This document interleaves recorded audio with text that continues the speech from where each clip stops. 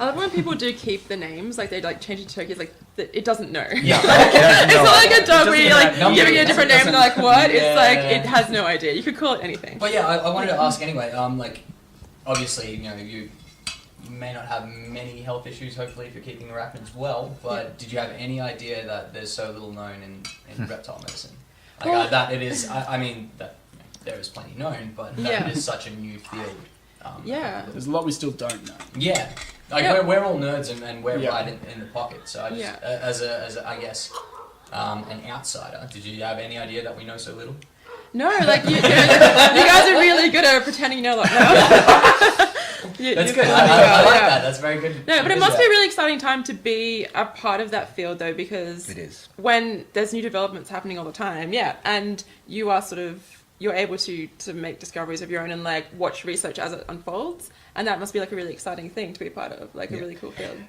I love that part of it. I think there's in every area, human medicine as well, you're seeing, but they're making these, they don't seem to be as exponential at the moment, and we seem to be finding out quite a lot. And big case in point in Australia would probably be the big viral issues that we're seeing. But there's also some other things that are happening. It's that are happening overseas that we think we're immune to over here, but it is probably out there, just people aren't looking for it. And as soon as you start looking for something here, we seem to be finding it, and maybe the endemic nature of some of these things are going to be a big problem. Do you think maybe the increase in the reptile hobby in Australia has pushed some of these? Yeah, I think there's been a lot more put onto the value. Yeah, it's hard to say, but the value of the individual in somebody's collection. In terms of, there's a lot of bonding that I see. I mean, I personally get very bonded to all of my animals, and that's always a good thing. And it is. It's why, and I don't have. I don't keep lots and lots, and I think it's I think to bond to them, sometimes you kind of do have to only have a few and get to know them fairly well. Absolutely. But at the same time, right now, if you're going to make it a business and try to make a profit out of it, and there's absolutely nothing wrong with that either. No, I agree.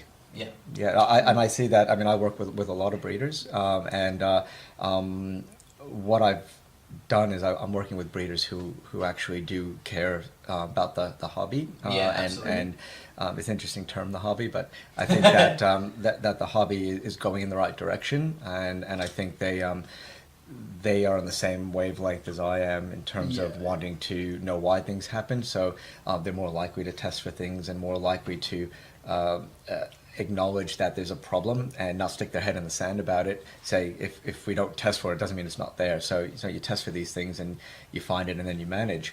But it's not about even finding it, it's about preventing in the first place. Right. So they're understanding that, and I love working with people who on that side, who know so much more about husbandry and the keeping of their individual species than I ever will, because I don't keep 400 of anything. You have to have your fingers in many I understand the medicine and the surgery, but when it comes down to understanding a species, my opinion is you have to you have to keep them, and you have to know. So I try to keep a variety. Well, I think that's exactly why Hamish was keeping some of the smaller elapids, like the golden crown snakes, little fossorial. That's it. Things that are basically hard to keep because not a lot of people are keeping them. And you've still got your golden crowns going? Yep, absolutely. Going strong? No, they're fantastic little snakes. Yep, fantastic little snakes. That's pretty much exactly right. A lot of people keep the larger pythons, things like that. They're very easy to keep. They've become quite popular.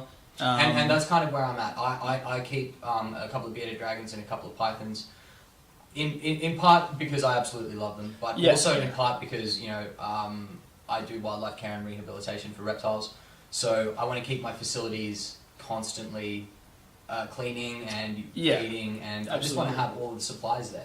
So I figure if you just have double the amount that you need for your pets, then you've got enough to do some wildlife rehab on the side, and it kind of keeps you actively doing it all and constantly moving forward with it a little bit. And I'm not an elapid keeper yet, but I've got my permit, and I keep my venomous snakes when they come in for rehab. I've rehabbed some eastern browns, I've rehabbed some crown snakes, I think this. And I'm sort of similar in the same way with the venomous stuff, like keeping a variety of different species with vastly different husbandry requirements does keep you sort of on your toes a bit, because you constantly.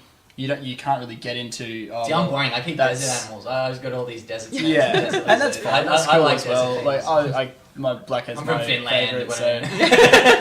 Blackhead's my favourite. I love some of the more desert dwelling ones. I've had Womas as well. But yeah, certainly keeping, like, when I've got blackheads who want lots of heat and not too much humidity, and then you got Tassie Tiger who too much heat and they get stressed, to Golden Crowns where any heat and they're going to possibly die. I've heard from some people that, you know, up here they need to, like, overwinter their tigers in tubs in the fridge. Yeah, it's... You know, because otherwise you don't cool them well enough to get them breeding. Yeah, and certainly if you're trying to keep them in areas they really shouldn't be, like if someone in North Queensland wants to keep a copperhead, I would suggest not doing it. Yeah. So copperheads, for those of you who don't know, the furthest that they sort of come up, there's the Highlands copperhead is probably it's inland from Coffs Harbour. It's sort of out there. Very southerly, very cold weather. That's an isolated population they've got out there. Most of them are down in Victoria, New South Wales, and Tasmania. And that sort of even in southeast Queensland, people struggle to keep them because they just don't like the heat. They really struggle. So there's not many around now. Not at See, all. I try to keep my reptile room at sort of 24, you know, through the winter days.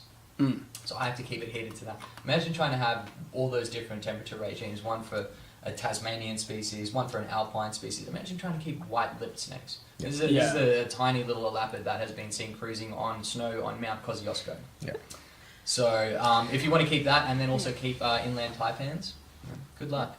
Yeah, Well, definitely it's possible, but you just need to have a really good handle on your temperature. I'll often have 4 or 5 different species in the hospital, and fortunately, because of the way they adjust, you don't have to worry so much about short periods of time. Sure. So I actually try to get them out very, very quickly because they're actually better off in a home environment where they're actually being managed and they're proper. Because if you have they're individual as well. Yeah, you just absolutely. So you can't really do that in hospital. It's not practical, and it's probably never going to happen. But it's also probably not desirable. You ideally wouldn't want to be holding on to things for too long. No, and even though Unless they it's trying to survive find really things. well in certain areas, we also know that certain functions happen at better temperatures or better humidities, and I still don't think that we know why in many cases, and what those. How that's controlled through other aspects, so hormonally, seasonally, light cycles, and then what that does for their individual recoveries. Yeah. So we are still. I think what we have to do is just. It's almost like doing research constantly, where you're actually noting this worked better than that, and then adjust it for the next time. And that's how husbandry is. So by doing research constantly, do you mean groping in the blind? Yes. Very good. Yes. Yeah. No, you certainly have to learn from. Yeah, constantly. You have to pay attention. Paying attention and learning from your mistakes. Absolutely. Like I was very surprised to find that there was no records of carpet pythons post cane toad envenomation. Yep, I think we spoke about that actually. Yeah. And I couldn't find anything that was. It'd be very interesting, but. Try doing a study on that. I don't think you'd pass animal ethics on that one. But just the fact that these events that are quite observed quite frequently, and you could have enough observation notes to get something out of it, and there was just nothing when I stumbled across it. I have read if we're on the same page, I have read a paper where they did a study looking at the effects. Is this Chris Jolly 2016 with the Varanids? No. Okay. No, looking. This was a couple of years ago I read it, but I still remember it quite clearly.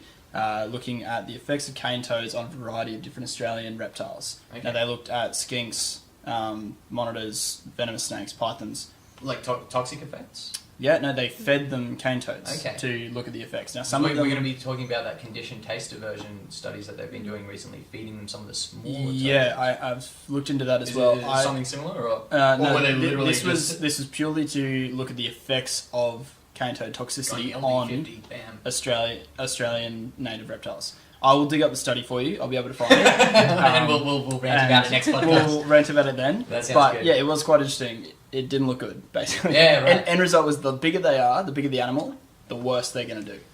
Because they're able to eat larger toads. So your large monitors, large pythons, large lapids are suffering the most. That's something that came up in the in some of the CTA studies that we'll be talking about if we get to all the research stuff later after all the crazy jibber jabber. As a side note, last year I saw quite a few less cane toads. Just in general, I don't know if everybody else knows the same thing. I have as well. Yeah. Really? Is just the dryness? Don't know. I just noted that.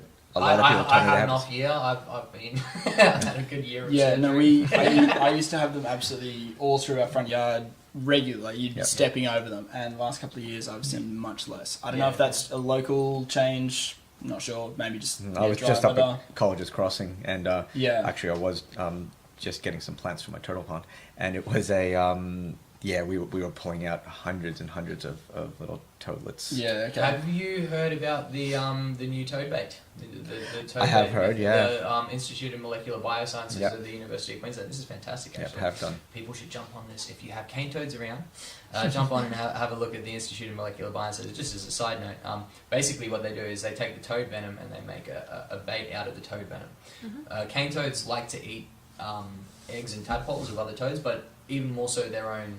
They'll eat their own kind. They're very attracted, and they're very attracted to anything toad. that moves. Yeah. Absolutely. Golf balls included. But they're chemically attracted to cane toad toxin Right. because that attracts them to other larvae, and that gives you a competitive advantage. If your babies go out and eat everybody else's babies, then your babies do better next generation. Yeah.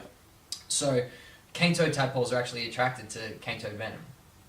If you Yes. can extract it and put it on a little spongy guy and put that in a Okay. yabby trap, they go straight in. It's also a deterrent to all natives. So you're basically only going to pull in cane toad tadpoles. This is they're That's trialing these interesting. new baits at the Yeah. moment, and if you have cane toads on your property, you can go through the Institute of Molecular Biosciences, I believe, and get into part of the trial program and getting these baits Yeah, out but really, there. They it looks like you can wipe out the population at breeding level. You can get the majority of the tadpoles out, and then hopefully the little ones, all the metamorphs that come out, get picked off, and we don't. That's interesting. Hopefully not end Yeah. up with a lot of big ones. I think there was some other stuff going on. We were talking before about yeah. venoms in general. Yeah. So not so much toxins and poisons, but venoms, and how some of them are actually may have been developed more of a pheromone attractive because they don't have the function because they weren't actually being used to kill prey. To be, There's actually more of that. So it's really interesting that you say that because I think there's probably a lot more to some of these things and these chemicals that they can't just be for one function. Yeah. Well, I mean, you see that in genetics. You see pleiotropy, which is well, you see a lot of things. You see either multiple genes affecting one trait or one gene affecting multiple traits all the time. When you talk about a certain behavior, that's often a suite of thousands of genes interacting with each other, rather than just one thing. It's like trying to figure out what nutrition does. Yeah. So you eat some food and it changes something, but there's millions of things happening at the same time, and so how do you know what's doing what? Which is, well, I don't want to get into other Statistics, big numbers, Yeah. and a program called R. Yeah. Anyway. No. For all the nerds out there.